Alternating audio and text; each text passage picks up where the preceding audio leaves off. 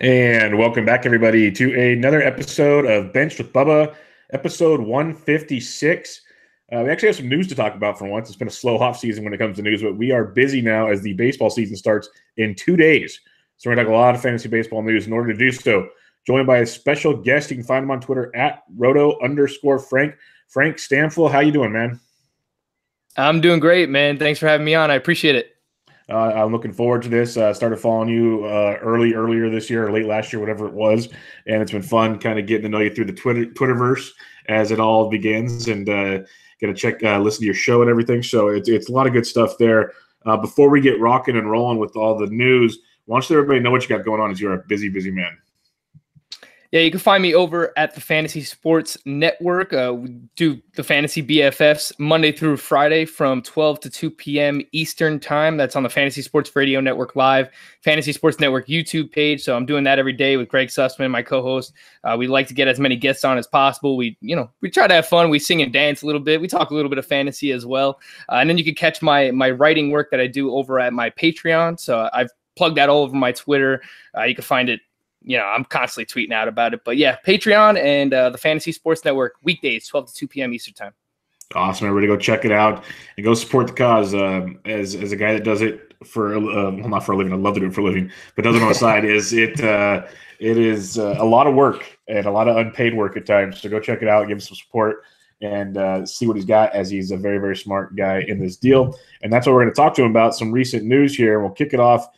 It seems like every day there's at least one injury, if not two or three, that keeps coming down the pipeline. And it's pretty depressing because it's actually big names. So we'll kick it off with Matt Olson, which happened over in Japan. But you knew it was bad when he swung and couldn't grip a bat afterwards. He has a hamate injury, had surgery, no official timetable. Roughly, you expect from previous events 8 to 12 weeks, maybe longer. If you have Matt Olson, what are you doing with Matt Olson? How are you trying to replace Matt Olson? Oh, man, this is a great question, too, because I was all over Matt Olson, very excited about him coming into the year. I thought he made great strides last year in terms of the contact he was making, what he was able to do against left-handed pitching. I was really, really excited. I saw, a 35-plus home run season coming here from Matt Olson, and I actually have a few shares, so it's not great. It's not great, especially in 15-team roto leagues. I mean, it's hard to replace production that I was expecting from him. You could look in-house with the Oakland A's. I know a lot of people are looking at Chad Pinder, who's going to play in the middle infield, and then they could slide Jerks and Profar over to first base. I think they do that a lot of the time here with the injury to Matt Olson. Maybe they get Marcana in there a little bit against left-handed pitching, but really not expecting much. I know a lot of people are excited about Chad Pinder, kind of a StatCast hero, hits the ball extremely hard, might have 20-plus home run upside from the middle infield position. But in terms of how I'm replacing him, look, in 12-team leagues, it's obviously a lot easier. I'm looking at guys like Ryan O'Hearn. I actually think, O'Hearn could give you something similar to what we were expecting from Chapman, from Matt Olson. Maybe not the same home run upside, but hits the ball hard as well, puts the ball in the air. A lot of people are excited about O'Hearn this year. Not a great ballpark to hit in Kansas City, but I think similar production in terms of what we're expecting power-wise. A name that I've actually picked up in a few 15-team leagues, and I know some people might scoff at this. They might find it gross, but Hanley Ramirez, man, I don't think he's done. I don't think he's done yet. I saw a few swings here in the spring where he's looking like, Hanley from a couple of years ago. I think he's going to play every single day with Cleveland. That's not a great lineup. I understand it, but because it's not a great lineup, I think he's going to get to play every single day. So especially once Lindor and Jose Ramirez get back and ready to go, I think the lineup will get better. So I think, 12-team leagues, it's a little bit easier. Maybe O'Hearn, Ryan Zimmerman, Brandon Belt, something like that. But in deeper leagues, I've taken a few stabs here at Hanley Ramirez. I know it's not great, but, if 15-team leagues, it's not great. Yeah, no, you nailed it. In 12-team leagues, there's replacement value out there. Guys like Brandon Belt, Ryan Zimmerman. Heck, I'm in a 15-team league, and Ryan Zimmerman's my starting first baseman. It's not ideal, but that's what you do in deeper leagues. But yeah, I was big on Matt Olson this year. I thought a lot of power to come there. I like the Ryan O'Hearn comparison. We saw him a lot in September last year as a call-up for the Royals. There's a lot of power there. Plate discipline, not ideal, but that'll come with age, hopefully. And the Hanley call, I don't hate it. I get where people are going to look at it and go, what is Frank doing?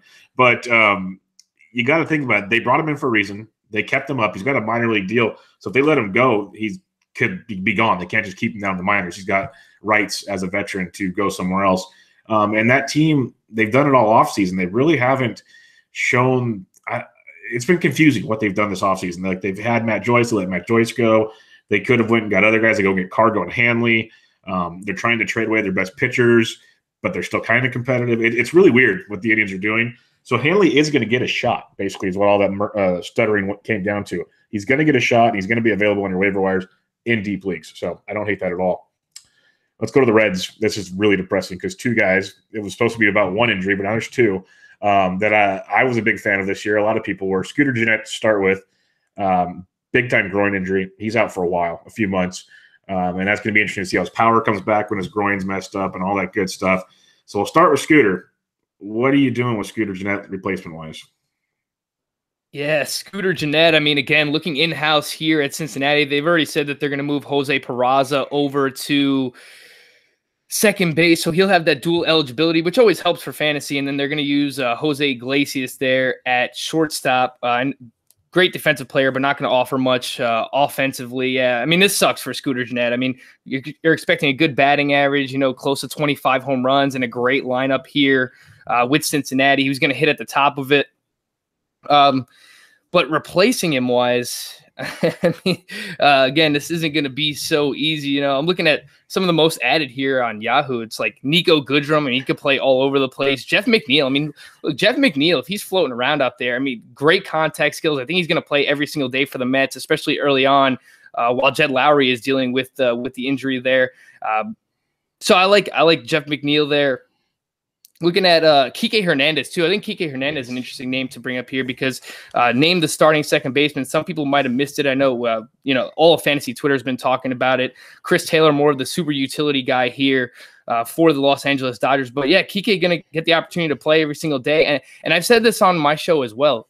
Any middle infielder that has 20-plus home run upside, definitely worth looking at. I mean, even in 12-team leagues, I would say. So I think Kike Hernandez fits that bill. Tim Beckham, another one who fits that bill, who has 20-plus home run upside. He did it 2 years ago with a 278 batting average, pretty good. So we'll see if he can bounce back this year. I know everyone already saw the home run from Japan with a crazy bat flip there.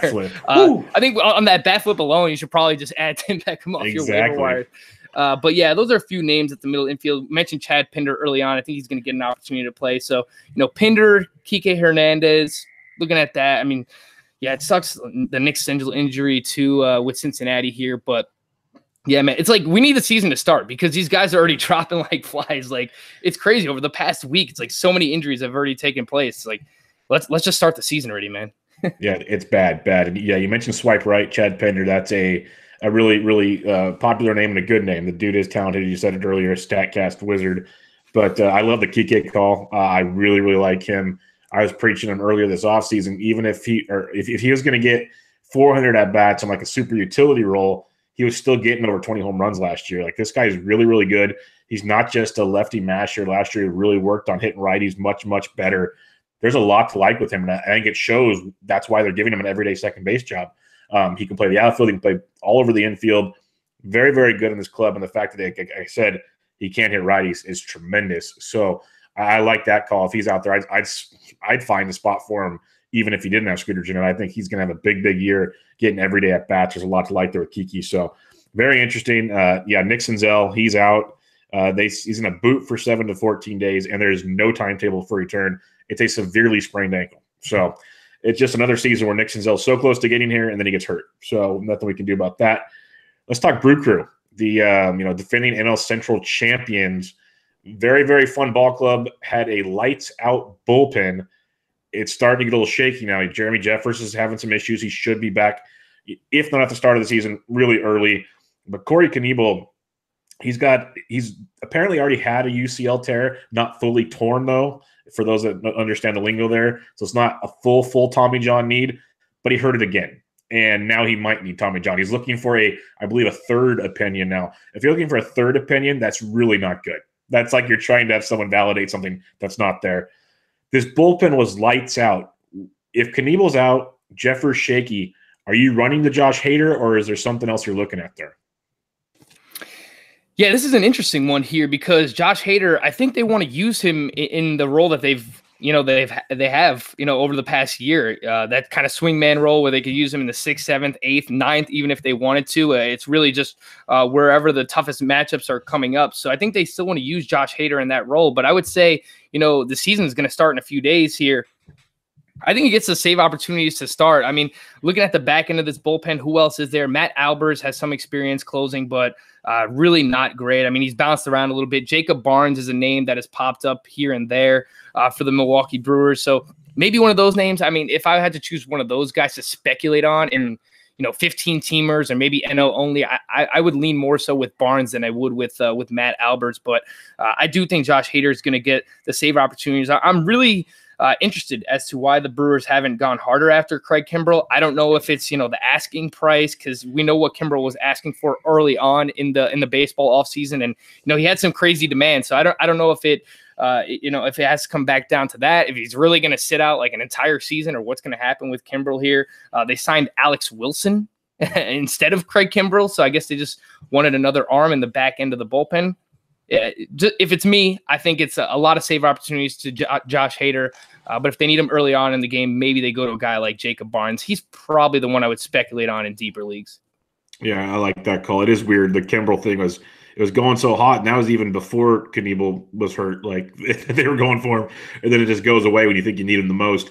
The other kind of spin on this is the bullpen was super strong. It was still really good, but it became really good because Freddie Peralta and Corbin Burns and Brandon Woodruff, all guys that were possible options in the bullpen, either long relief or just other, spot starts here and there, opener type guys. They're in the starting rotation. And that is something that different fantasy people have been talking all offseason is, can I get this guy, or this guy? Well, all three of them made it. If you have to look at those three going into this season, and, some might be on innings limits, Burns has never made a career start, Woodruff has the most experience. How do you look at those three this fantasy baseball season? Yeah, I think it's a good question. Freddie Peralta, I know he has a lot of upside. He came up last year in that game against the Rockies and blew everyone away, and we were really excited about him. But he throws his fastball a lot, or at least he did last year. So we'll see early on in the season if he's added more pitches. But if I had to choose one, I'm looking at Corbin Burns, actually, because I know he's been a prospect in the organization for a while here. I think he has legitimate upside. The strikeouts could be there.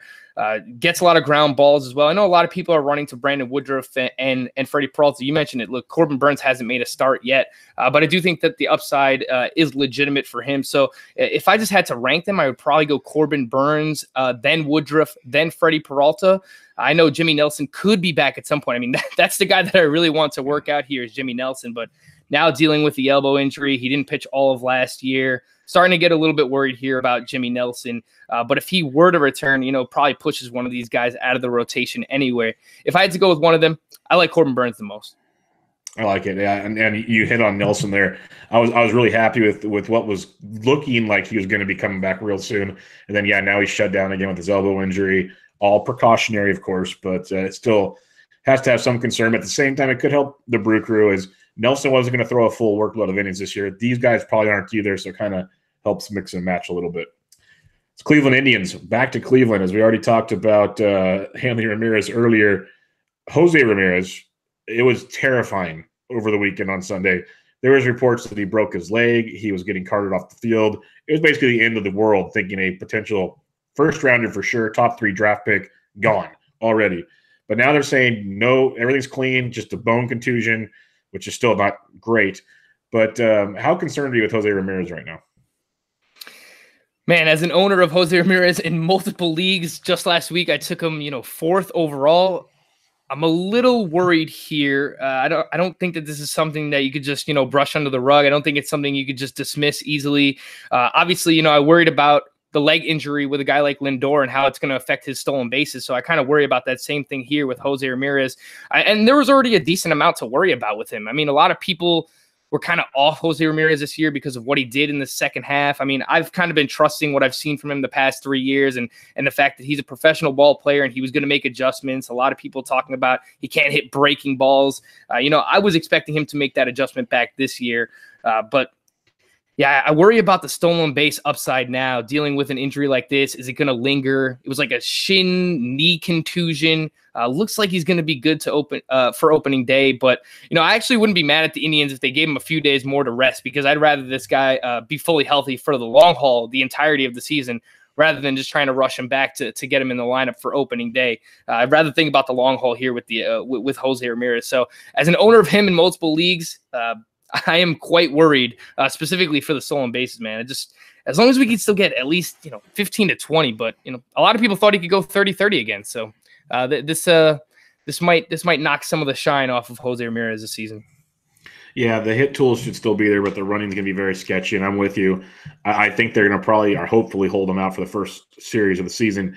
You mentioned Francisco Lindor, so real quick, I just want to ask you out of curiosity, because when he got hurt, I was with you. That leg injury, it scared me a lot for him running. Calf injury and everything's not good for a guy that relies on his legs, obviously. He's been falling anywhere between late first round, middle second round, a lot of these 15-team NFBC drafts. Where would you take him if you had the choice? You're probably done drafting or whatnot, but where would you take him? This is a great question, because I actually have 0 shares of Lindor. I would mid to late second round, in that range, probably closer to late second round. I would be willing to pull the trigger on Lindor because I actually am really worried about this calf. I mean, it was bad enough that as soon as it happened, they ruled him out for like 9 to 12 weeks right away. So I think it's pretty severe.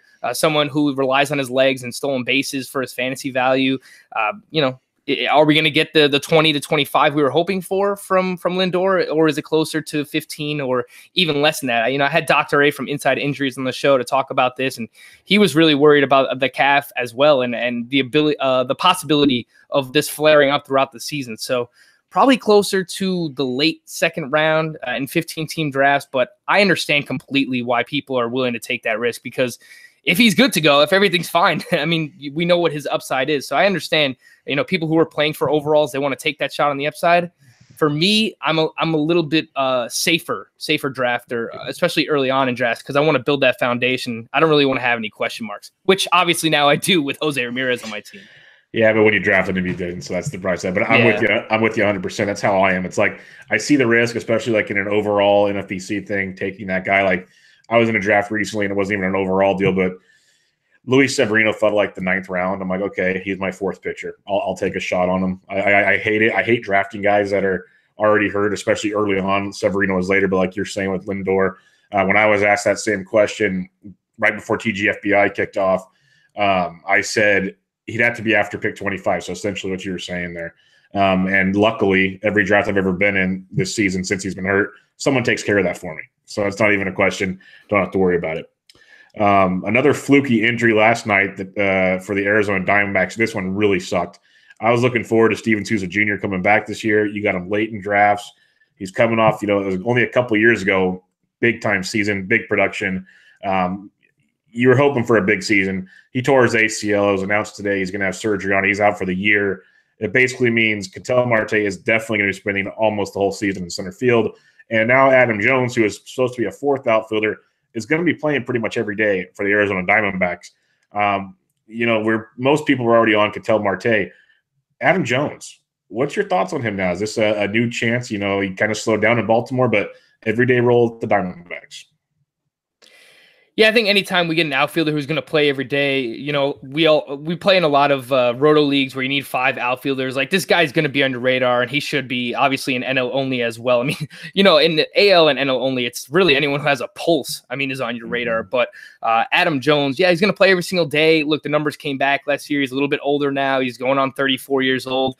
Can he still hit 20 home runs? Yeah, probably. But, the batting average is meh. He's not going to steal bases. So, yeah, he should be on your radar as a 5th outfielder. Anything more than that, I don't really have a lot of high hopes for Adam Jones in terms of his upside.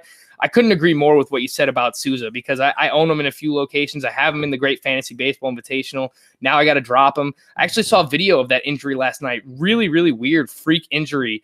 Scores from second base on a single. As soon as he crosses home plate, like his cleat gets stuck in the ground and his knee like pops and he flips up in the air. It was really, really weird freak injury. But I was on him. 2 years ago, hit 30 home runs and 15 stolen bases. So, and you were getting him for super cheap. So it definitely is a devastating injury for fantasy purposes. Ketel Marte going to play every day. I think this actually helps Wilmer Flores playing time too, because True. I worried about if Souza was going to play and Adam Jones was going to play. Do they sometimes bring Ketel Marte back into the middle infield? Does that affect Wilmer? I have a lot of shares of Wilmer Flores because, again, I think he's cheap middle infield pop. 20 to 25 home runs. I think now he's going to play every single day. But just looking at this Diamondbacks lineup from top to bottom on roster resource, it's really not a great lineup. They like Adam Jones, Eduardo Escobar, David Peralta, Wilmer Flores, Jake Lamb, Ketel Marte. I mean, this is a far cry from where it's been in years past. So the whole offense, I think, takes a little bit of a hit here, but definitely sucks with Steven Souza. I see the arrow pointing up, though, for Adam Jones, Wilmer Flores, and Ketel Marte specifically. Yeah, and that's a good point on the Wilmer Flores part. Big fan there. Similar to like Kike Hernandez we talked about earlier, he's got a reputation for being a lefty masher, but Wilmer has begun to slowly show he can take care of the right-handed pitcher as well. Maybe not as well as Kike has shown, but it's also the theory is he doesn't get that many chances, and now he's going to. So an everyday role for Wilmer Flores could be really, really good. And yeah, that D-backs lineup, not ideal, but as a Giants fan, I take that 9 out of 10 times right now because it's very bad in San Francisco. But it's going to be interesting in the desert, especially when they make some more trades and get rid of whatever pieces like Zach Greinke and others that can disappear. All right, let's talk about a fun one. We talked about injuries for the first almost half an hour. That's all depressing stuff. Eloy Jimenez, like in all this extension chatter with all these, Mike Trout getting almost $500 million and all this other stuff, Eloy Jimenez gets an extension. And the best part about that, besides having some stability for his family, is we get to see him on opening day now instead of the BS 2-week stuff. Eloy Jimenez, just for fun, because we all think he's going to be really good. What's your expectations for him this year? Yeah, with Eloy, I'm thinking, look, in his prime, I've said this for years now, actually. I just looking at his minors, reminds me a lot of Nelson Cruz. I think the batting average could be there. The pop could be there for Eloy Jimenez, obviously. We've seen what he did in the minors. Everyone's drooling over Vladimir Guerrero Jr., and rightfully so. Look, he's going to be awesome. There's no doubt about it. But with Eloy, I think if Vladimir Guerrero wasn't around this year, Eloy would have been drafted, 2-3 rounds earlier. Maybe where Ronald Acuna was going last year in, the 4th, 5th, or 6th round range. And you've been getting Eloy at a little bit of a discount. Now, that might have went up since he signed, and we're expecting him on opening day here. But it's still, a pretty good park to hit in. I think this lengthens the lineup a little bit. I actually have a lot of shares of players in this lineup. I loved Jose Abreu this year. You're getting him at a discount. Yonder Alonso, cheap 25 home run corner infielder. Beat Castillo, have a ton of shares of him as well. I don't think this lineup is going to be as bad as it has been in years past. And Eloy is going to be right in the middle of it. So if I had to project him just for this season, I'll say 275 to 280 with, 25 to 28 home runs, RBIs, 80 plus, probably in that range. And, you get that as your third outfielder in a 5 outfielder league. I think you'd be perfectly fine with it. So very excited about Eloy for this season. And I think a lot of other people should be as well, rightfully so. Yeah, no, big excitement there when they made that deal. I was like, oh, baseball did something right. It's about damn time. So, we get Eloy up right away. If you got him in drafts around pick 100 or whatever, you got to steal now because after the news came out, main event this last week, and I think he went anywhere between 65 and 70. So that's like a 2 to 3 round jump, depending on where you got him. That's pretty tremendous. Another guy that he didn't get the extension, but the Mets are actually not doing Mets things. I'm shocked here. They're doing what's best for their team, besides just giving Jacob deGrom an extension. Pete Alonso is starting with the big club. He's going to get the chance. This is big news. I named him the right-handed Jim Thome. A lot of similarities there to me. What's your thoughts on Pete Alonso this year? Is he going to stick with the club, and how fantasy relevant is he going to be? Man, I see everyone's seeing the home runs being hit in the spring and some of these monster shots that he's hitting. I actually lost a bet on my show to my co-host Greg Sussman because I said there's no way he starts in the majors. I mean, he's part of the New York Mets. I mean, they're obviously very frugal. They think about all their moves from a financial perspective. Well, with Brody Van Wagenen here, they're actually looking like they're gonna do things a little bit differently now, or at least that's what they've shown to this point. So they're saying Pete Alonso is going to make the opening day roster. He's going to be in the lineup. He should be based on everything that he did last year. I know in September. Him and his agent were furious because he wasn't getting the call-up. He did everything he absolutely needed to do last year. He had 36 home runs. I worry a little bit about the strikeouts. When he got to AAA, you saw the strikeout rate jump from 18% to 26% last season. So I worry a little bit about the strikeouts. The batting average this year might be in the 240 to 250 range, but I think the power is absolutely legit. I think it's going to play at the major league level. I'm expecting, 25 to 30 home runs. That honestly might be a little bit conservative too here. The power is 100%, and he can mash to all fields. So I don't really worry about the power. The batting average does worry me though a little bit. I think he's under 250 this season, but with the opportunity to get better in the next coming seasons. But I think people should bake that in when they're thinking about Alonso, is that the power is going to be there, but I'm not expecting the batting average right away. You basically described a very similar CJ Cron to me, and everyone's in love with CJ Cron. So batting average about 250, tons of power. I'm kind of angry because I have no Pete Alonso, because I thought the Mets would go full Mets and, even maybe keep him longer than 2 weeks out, just because screw it, why not? That they didn't, and I'm very happy they didn't. That's good for the Mets, good for Mets fans. So it'll be fun to see what Mr. Pete, I have to keep remembering to call him Pete Alonso, does for the club. Kind of a fun one here. He took Twitter by storm last season, and then in the Dominican, I believe it was Dominican Fall League, or the Venezuelan, one of them, he was just crushing baseballs. He had one of the best viral videos ever. Williams asked to Dio. He is making the opening day roster. Some injuries and other things made this possible, Miguel Sano being out. But the interesting part is we know his plate discipline. He finally walked. He hasn't struck out all spring. They've had him batting second all spring, which is really, really interesting. What's your takes on Williams Astudillo this year? Because I've heard anywhere between, he's not going to play. He's just a role player. He's play every day. I've heard many different scenarios. Bottom line is he can hit. So what's your thoughts here?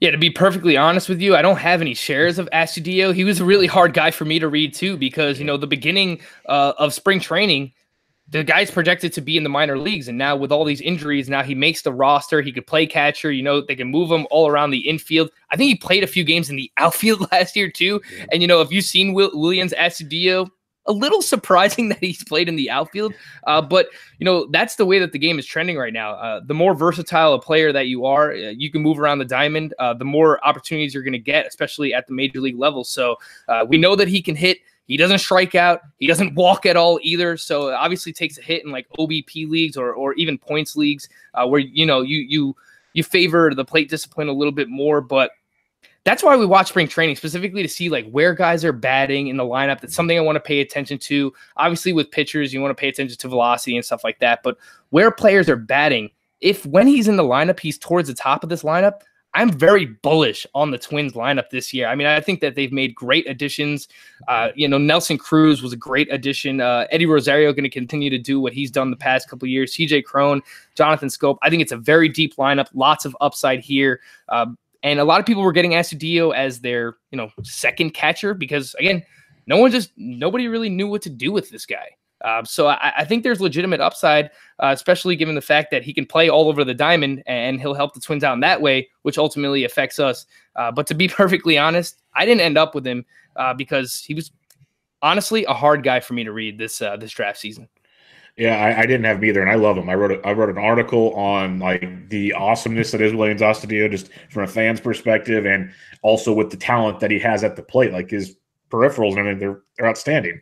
The guy's very, very good, and he makes for a good baseball player. But like you said, his roster resource and everywhere you looked, he wasn't playing in the bigs this year. And it took a couple injuries for this to happen. By the time that all took place, either the helium went too much or I was like almost done with my draft season by the time it got serious enough for me to think about taking him, and it just didn't work. Like I was taking, Danny Jansen's of the world and other stuff like that instead of Astudillo. So I'm bummed I don't have him, but that's what DFS is for. So I'll have fun with it there. All right, Ian Happ. This one took Twitter by storm. I have not been on the It's Happening season bandwagon like many people are. I understand the hit tools are there, but the plate discipline scares me. He got sent down to AAA. Maybe it's to work on these said hit tools. What's your thoughts on Ian Happ? Because there were a lot of disgruntled people all over Twitter when he got sent down. Yeah, I actually haven't been an Ian Happ supporter. Dating back to last year when he had a lot of hype in draft season. I didn't have any shares last year. I wasn't really on him this year. You mentioned it. Look, the strikeout rate was up to 36% last year. I mean, that's a huge number. As much as he walks, around 15% of the time last season, it's not enough when you strike out that much. And I actually think for his long-term potential, this is actually really good for him to go get sent down and play every single day. And we've seen Joe Maddon do this with a bunch of players before. I mean, how many years were we begging him to play Javier Baez every single day? And then, the year that I was off Javier Baez was last year, and then he finally plays every single day. So these are just some of the mind tricks that go on with the Chicago Cubs and Joe Maddon, obviously. But I think it's good for him to go down to the minors, play every single day, work on that plate discipline, try and cut down the strikeouts, make more contact. Because I think in terms of the athleticism, the power that he's displayed, there is a lot of upside here. Maybe it takes a trade, moving to another team, a fresh start for him to play every single day there. Maybe that's what's best for his value. But I do think long-term this actually helps him, because if he started the year, is he going to play every single day? They like Albert Almora's defense a lot. Ben Zobrist is still playing out that contract. So, I don't think that he was going to play every single day anyway. So I think long-term this is actually best for Ian Happ. And see, what you just said there at the end is what I've been trying to preach all offseason to people that are all in on Ian Happ. It's like, sure, he had a big spring 2 years ago. We've seen him hit the ball a lot in the minors, but the hit tools weren't there. And the biggest thing, like you said, is where was he going to play? Like, where is he going to play every day even?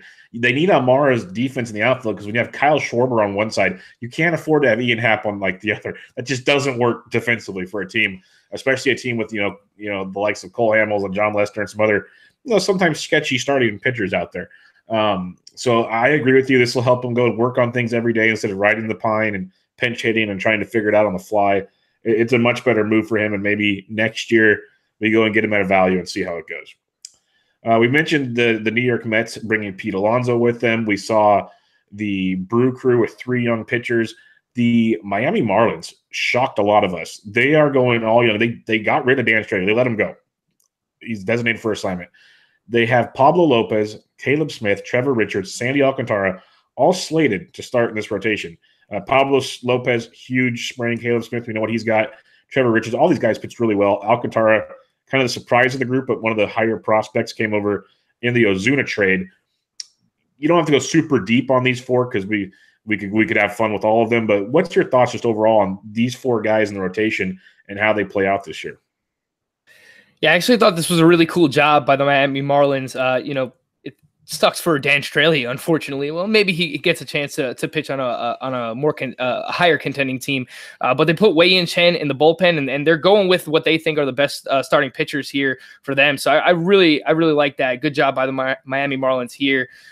Look, Trevor Richards and Pablo Lopez are the ones for me. Pablo Lopez seeing a velo spike here in the spring early on. He came up last year for a little bit, flashed a little bit.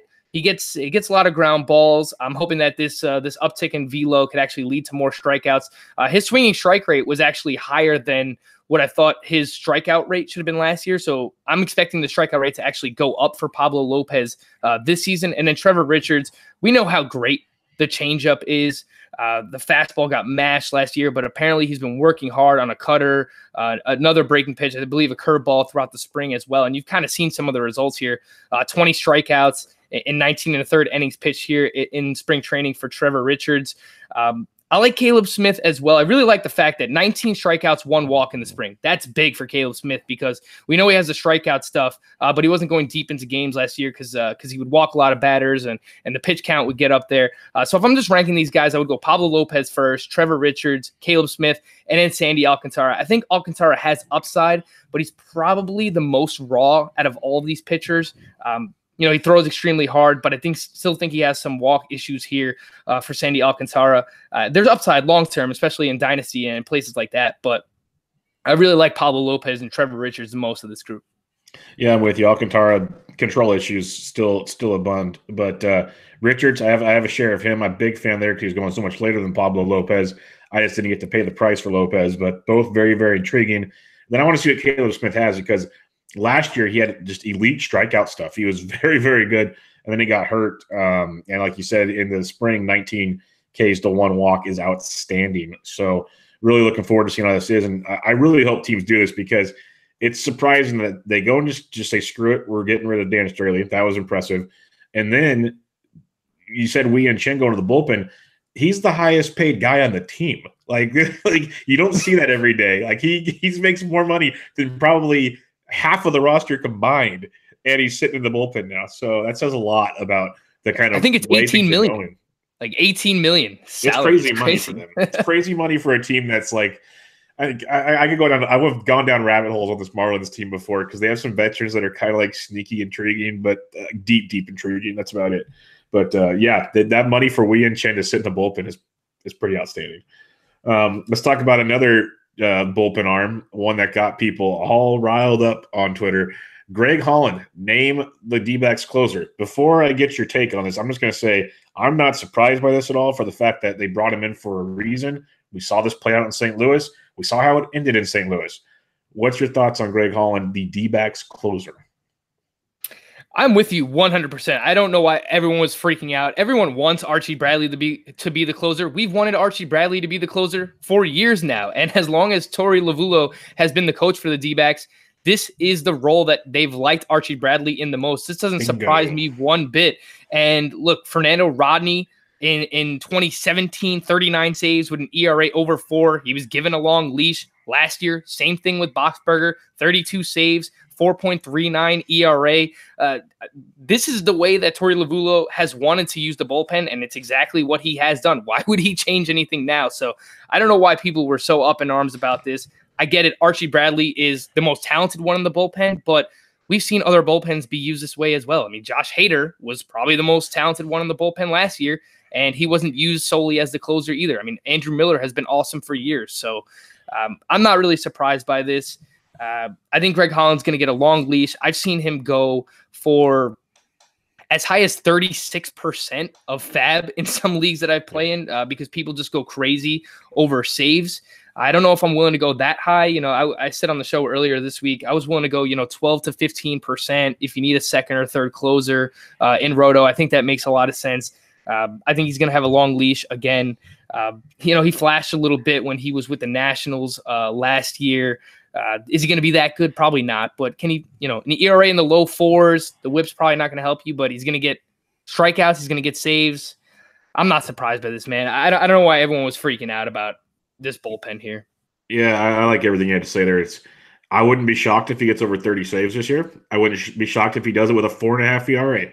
It's just how it works with Lovullo and the D-backs because it's the way we're seeing it everywhere. You mentioned Andrew Miller. You mentioned Josh Hader. Francona's come out and said it. Obviously did it with Miller, but he's going to do it with others. These guys want to use pitchers in the high leverage spots for a reason. I've heard other Diamondbacks talks with Archie Bradley.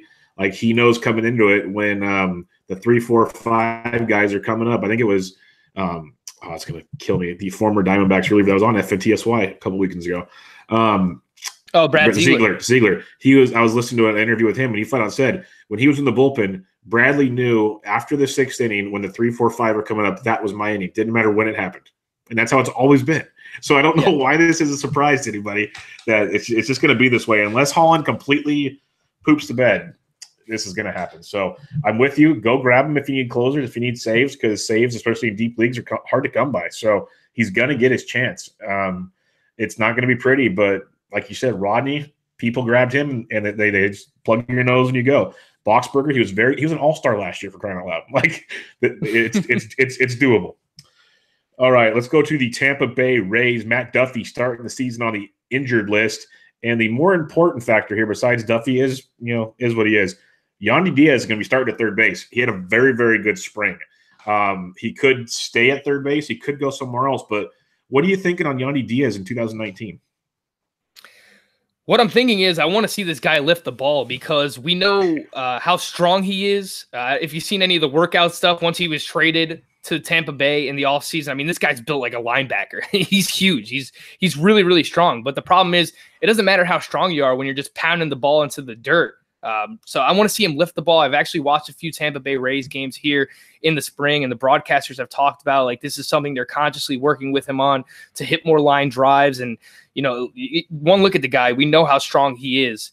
So if he lifts the ball a little bit, turn into doubles, eventually turn into home runs, I think there's some upside. I actually added him in a few 15-team leagues where I had Jose Ramirez because I was worried about, Jose Ramirez's availability for this first half week of fantasy baseball. So I think there's some upside for sure. It's all going to be dependent on what he does with the launch angle this year. That's something that I'm going to be paying attention to early on. But yeah, he's going to have the opportunity to play every day. They clearly like him. They went out and, they traded Jake Bauers away basically to get him back. So there's something that they saw.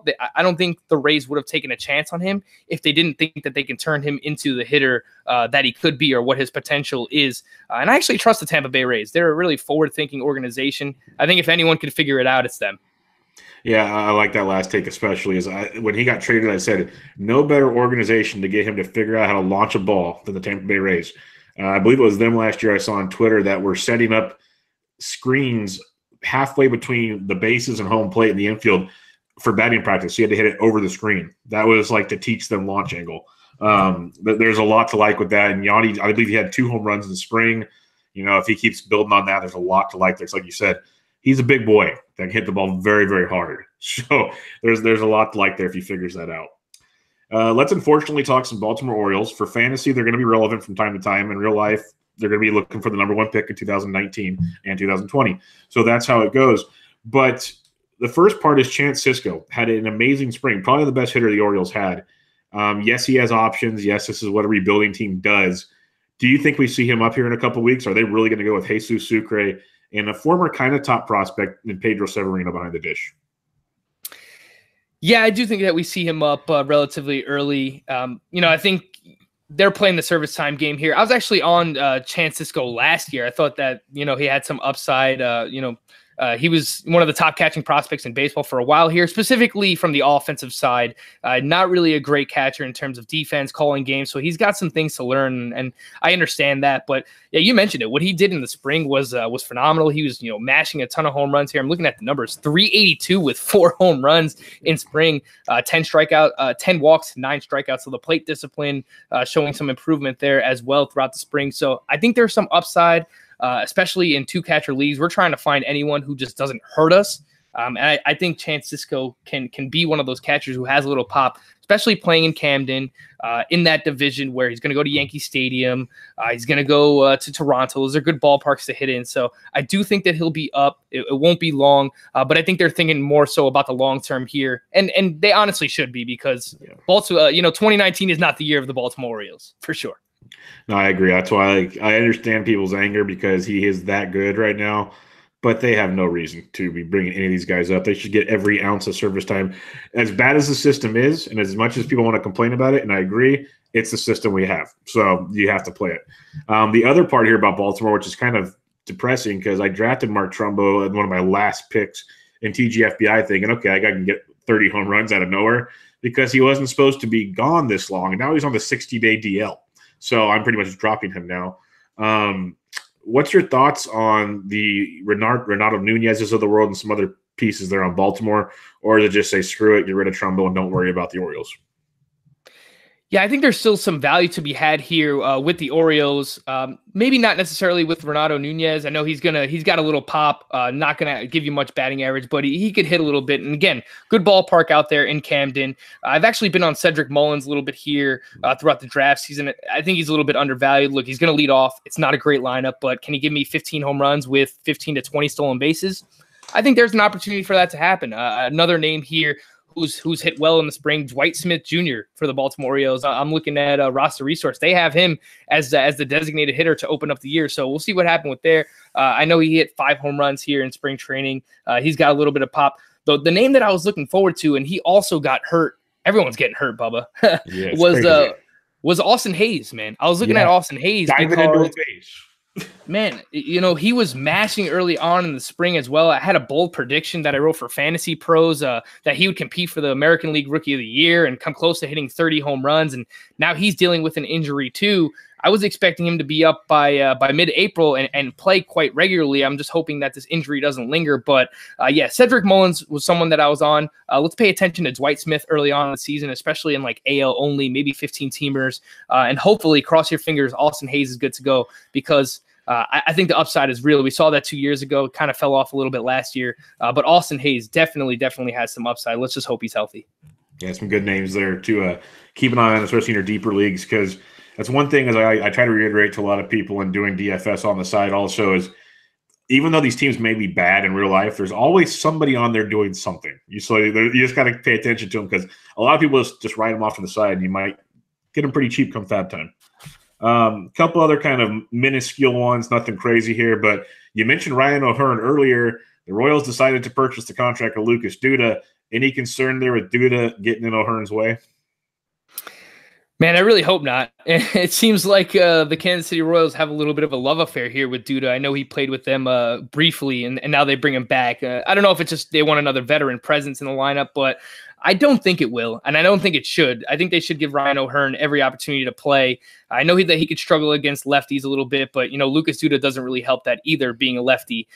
So I don't think it should. We'll see what happens here. I have pretty high expectations for Ryan O'Hearn. I know a lot of people did 40%, over 40% hard hit rate last year, over 40% fly ball rate. I mean, those are, two numbers that I'm looking at that usually they turn into some power production. Not a great ballpark again.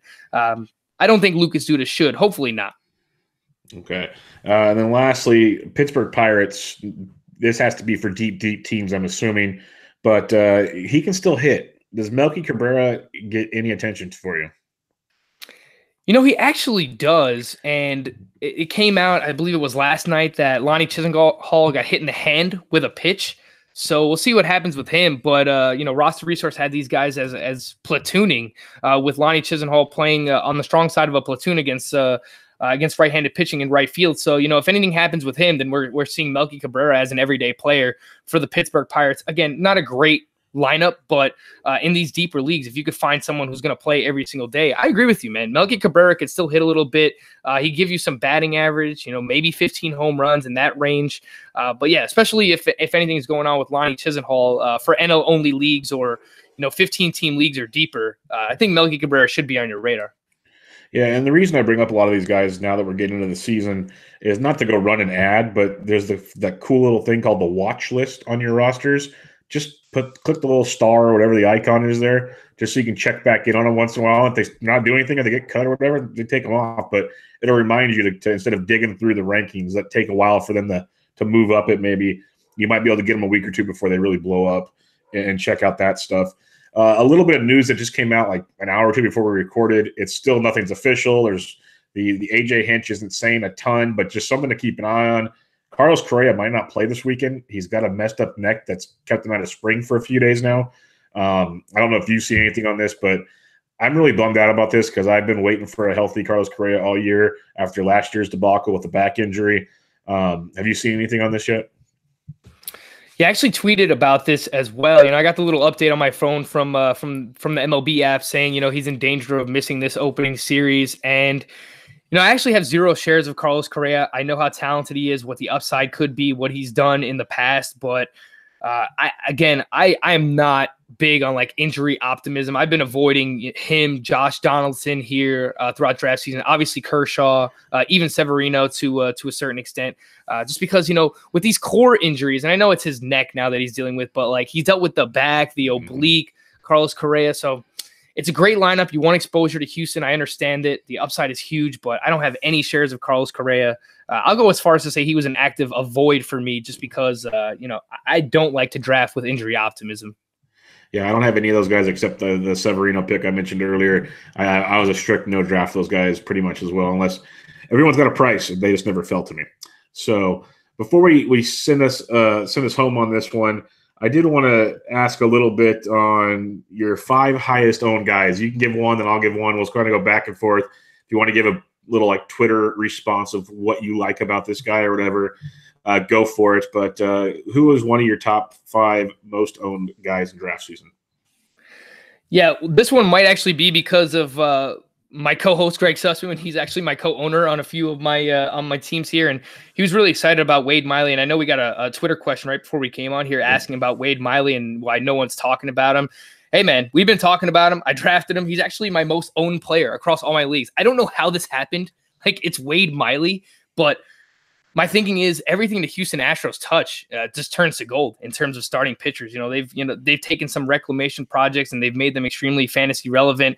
Wade Miley was fantasy relevant last year. I know he pitched over his head in terms of the peripherals, like the FIP, the XFIP was over 4, much higher than the ERA. But if there's any team that could get the most out of a starting pitcher, it's the Houston Astros. They've just got a magical mound out there. So I've drafted them everywhere on the end of my bench. I agree 100%. If we're drafting Colin McHugh and we love Brad Peacock, I'm 100% taking stabs on Wade Miley here. If he sucks early on in the season, I'll just drop him. But hey, man, we just saw Charlie Morton go through a renaissance here. Let's see what happens with Wade Miley. There you go, listener. John Skeleton. There you go. There's your answer on Wade Miley. I'm with you when it comes to the Astros. Derek Van Riper said it best a while ago. If the Astros sign a guy or want to trade for one of your guys, you should probably figure out why, because they know what they're doing. So keep an eye on that. Could be really interesting with Wade Miley. One of my top-owned guys is JD Martinez. I happen to be in the middle of, I had the 5th or 6th pick in almost every draft somehow this year. And JD's just sitting there. And I love Ronald Acuna. I have Acuna in one. I just couldn't pass up on a potential Triple Crown guy. I know the steals aren't there, but I can address that later in the draft. So JD Martinez is a guy I absolutely love. I've really never owned JD Martinez. So I pray to God this is not the year that some fluky thing happens with him. Let me enjoy JD Martinez. But he is definitely one of the top guys on my team. Who's your number 2?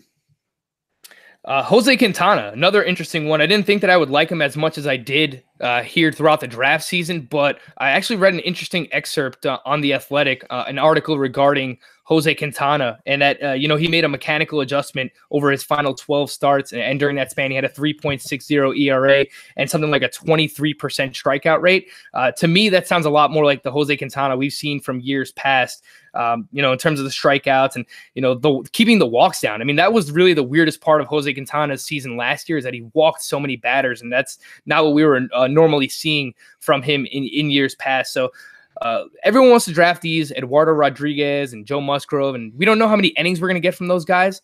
I think they're good to pair with a guy like Jose Quintana, because I do expect the innings to be there. Maybe he doesn't have the most upside, but if he can go close to 200 innings pitched, 170 to 180 strikeouts, I'm expecting a sub 3.75 ERA and 1.2 WHIP.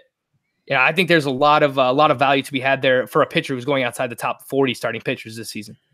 Yeah, I missed the Quintana train. I was still, I guess, having flashbacks of recent performances, but what he did this spring was really, really impressive. My second guy would be Jonathan Villar. He won me championships back in 2016. He let us all down in 17. But last year, when he got to actually play every day with the Orioles, once he got traded, and they just let him run and run free, he was back. He finished with 14 home runs, 35 stolen bases. In 16, he had 19 home runs and 62 steals. Now, do I think he's going to get 62 stolen bases? Probably not. But when you can get him as a middle infielder, second baseman type guy that does have 35-plus stolen base possibilities to throw in maybe 15 home runs in there as well, again, on an Orioles team that really has nothing to lose, to let him play out there.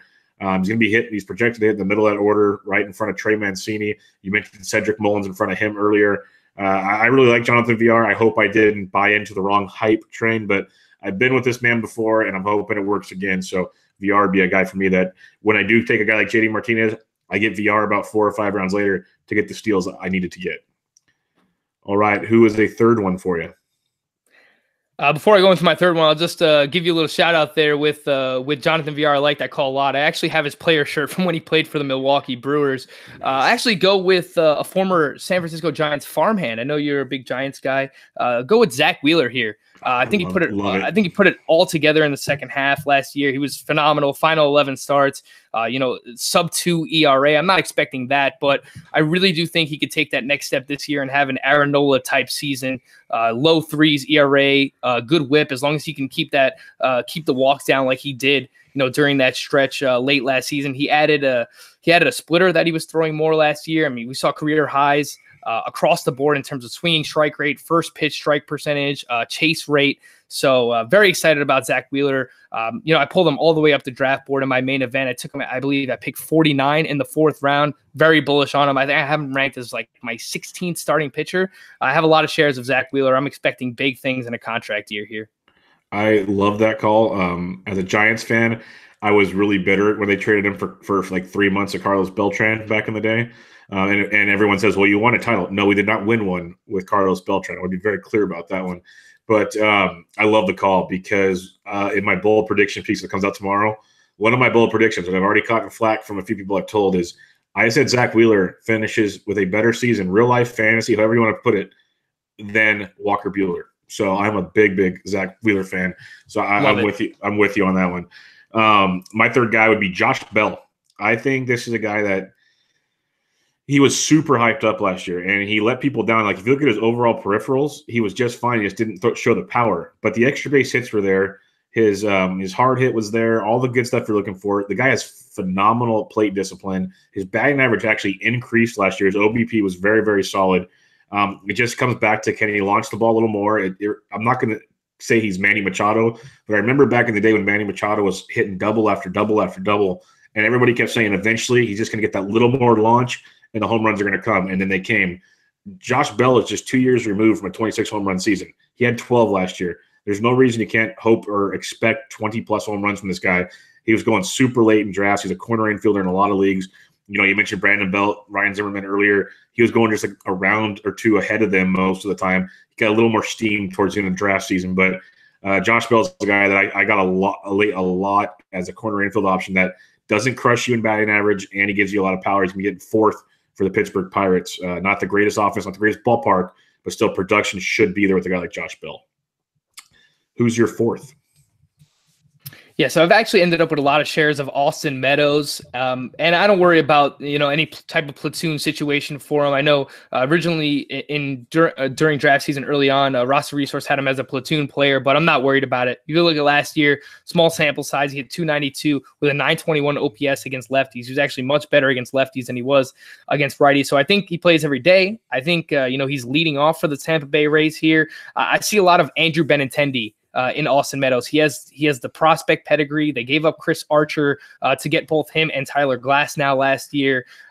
Just this season alone, I could see him hitting around 280, close to 20 home runs, 15 to 18 stolen bases in that range. And if he does lead off for what I think is an underrated Tampa Bay Rays lineup, maybe he scores 80, 90 plus runs. I think there's a lot of upside here for Austin Meadows. I've been all over him. I like getting him as my outfield 3, more so my outfield 4, but very excited about Austin Meadows here in 2019.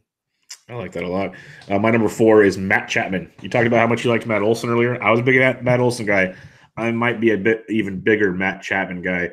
When you talk about Yandy Diaz needing to learn how to elevate a baseball, Matt Chapman, almost 48% hard contact rate last year. He hit almost 280 last year. The average might drop a little bit. That's fine. But this is a guy that had a fly ball rate of only 25.5% and a ground ball rate over 38%. You have to elevate that ball a little more with a hard contact rate like that. His launch angle is only 14.6 degrees. This is a guy that still hit 24 home runs last year with those type of numbers. It was the year prior in the minors, he had over 30 home runs. This guy legit has 35 to 40-plus home run upside once he gets this going. That's kind of a boldish prediction. I think he literally is a 40-plus home run guy once he gets going. He already launched one over there in Tokyo. And that ball does fly out of Oakland during the daytime. I'll clarify that, during the daytime. But I do like Matt Chapman quite a bit this year. He's a third baseman on a handful of my teams. So I'll be going with some Matty Chapman. Hopefully the launch angle shows up and gets me to the power I'm looking for. Who's your fifth and final guy?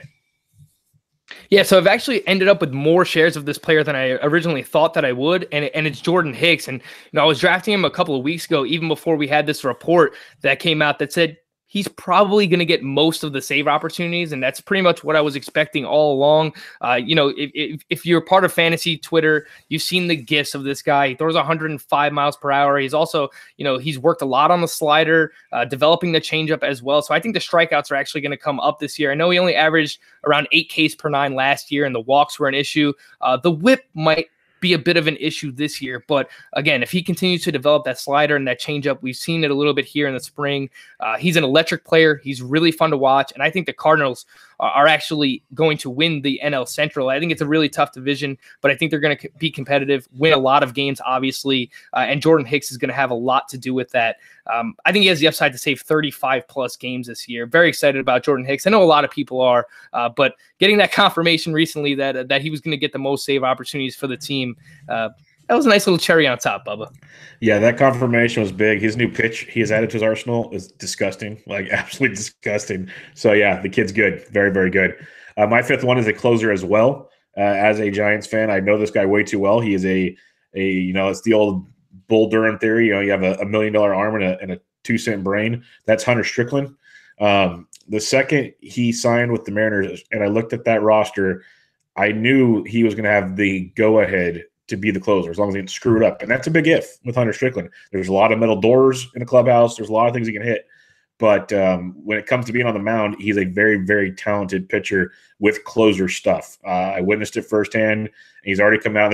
I drafted all of these before the Japan series. So I was getting him super late because people were not even paying attention to him or they weren't believing in him. He's a third closer on almost every team that I have. And I'm gladly taking him this year because I think there's a lot of upside with him. I think he's got legit 30 save upside as well. He's not as talented as Jordan Hicks strikeout-wise, but he's very, very good.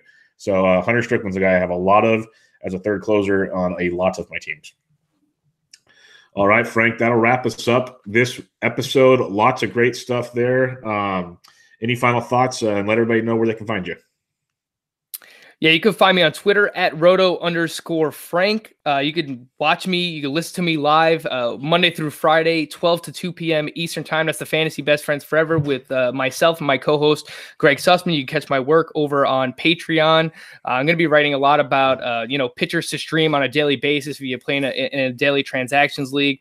I'm going to talk about Fab a lot, players you should add off the waiver wire, a whole bunch of stuff. So check out my Patreon. I'd appreciate it very much. Thanks a lot for having me, man. No, thank you. I had a lot of fun. Great chatting with you. We'll have to do this again sometime. Really, really good stuff. So everybody go check him out on Twitter at RotoFrank and all his great work at Patreon and over at FNTSY Radio. But anyway, this is Bench with Bubba, episode 156 with Frank Stampfl, talking a lot of fantasy baseball news, getting ready for the upcoming opening day. Catch you guys later.